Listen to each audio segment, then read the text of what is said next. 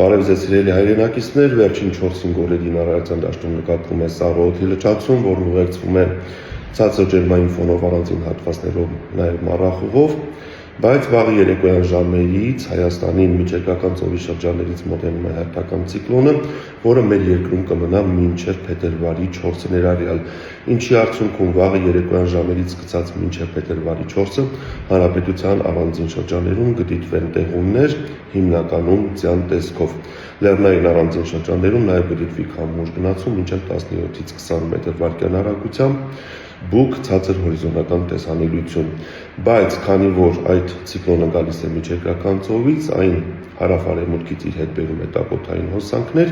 ինչի արդյունքում վաղը ցերեկային ժամերից սկսած մինչև փետրվարի 3-ը ներառյալ հանրապետության ողջ տարածքում, այդ թվում նաև Արարատյան դաշտում ու Երևանում, օդի ջերմաստիճանը այս օրերի համեմատ կբարձրանա մոտ 7-ից 8 աստիճանով։ Այսինքն, չնայած սպասվող տեղումներին, մենք հանրապետության ողջ տարածքում կունենանք օդի ջերմաստիճանի նկատելի բարձրացում և սառը օդի լճացման վերացում։